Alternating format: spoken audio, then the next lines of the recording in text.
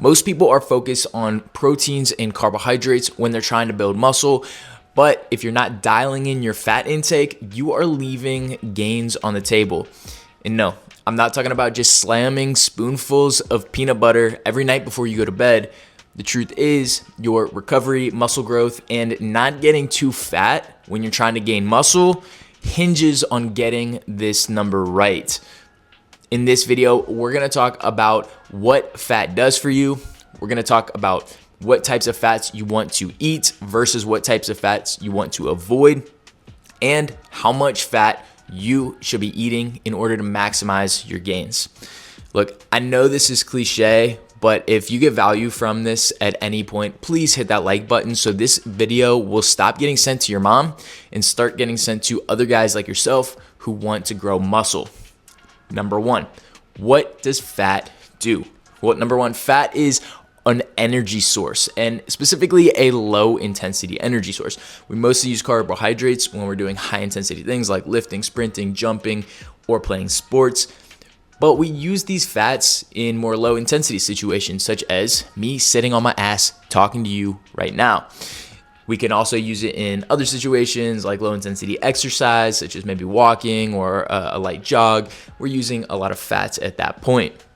But we want to make sure that we're getting in a lot of fats because of the amount of energy they provide. Now, a little bit more on that in a second, but fats also do some other interesting things, such as structure and function of your cells.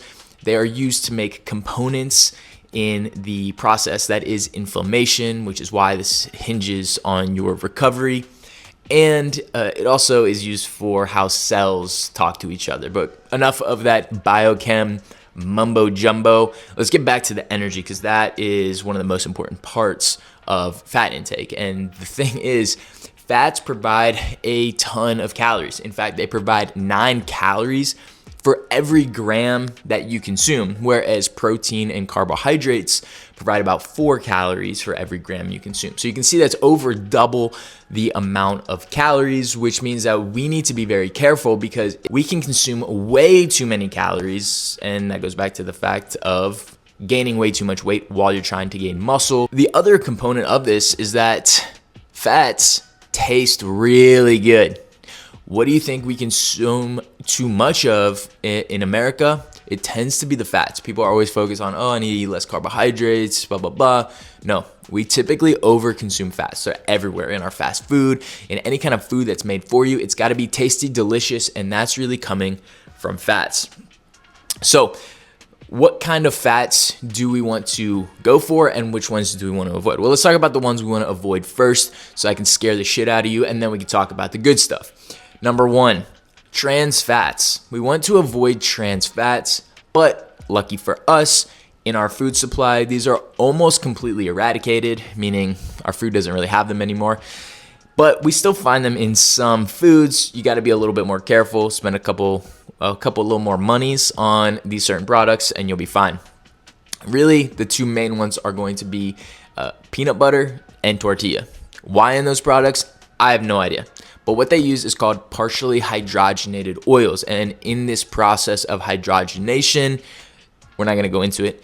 Essentially what happens is it creates some trans fats. So these products are going to have a little bit. You won't see it on the label when you look, and that's because as long as it's below 0.5 gram per serving, then they are legally allowed to say that it is 0.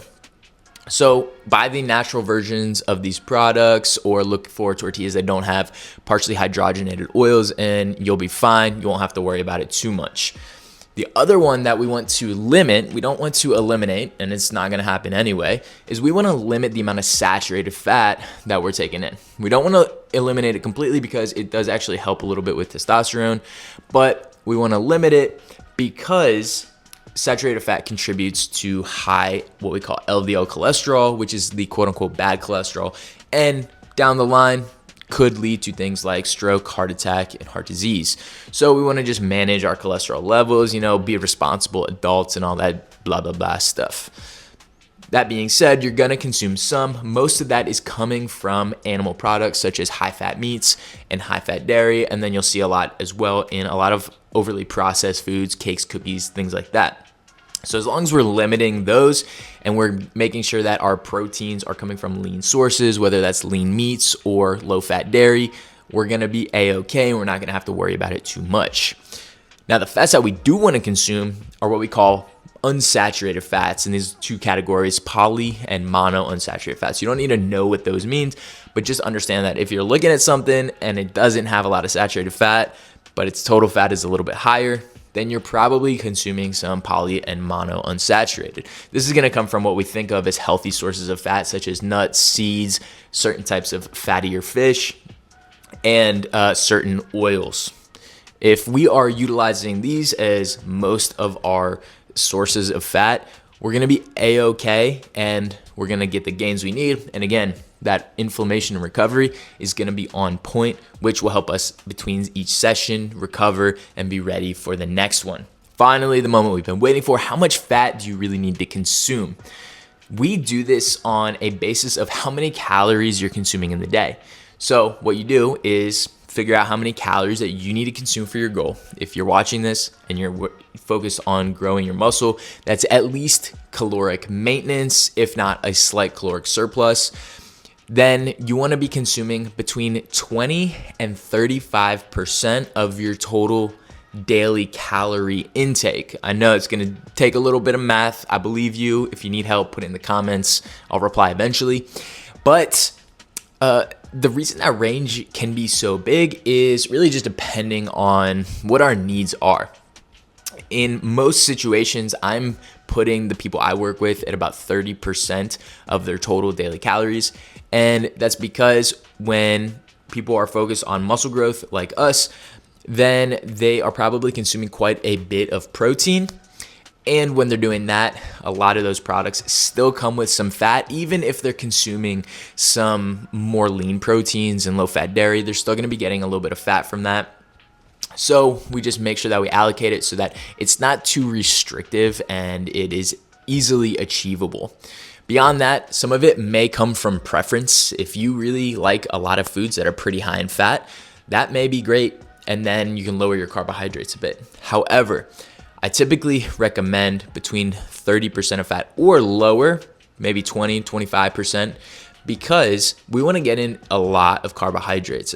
And if we get in a lot of carbohydrates, then we're gonna make sure that our exercise sessions are A1 steak sauce every time that we go into them. If we can lift a little bit heavier, a little bit harder, a little bit more volume without hurting ourselves, then we are going to stimulate our body to be able to build as much muscle as possible. So we wanna make sure that our fat intake is in a good range, and we don't wanna eliminate it because that will really hurt our recovery.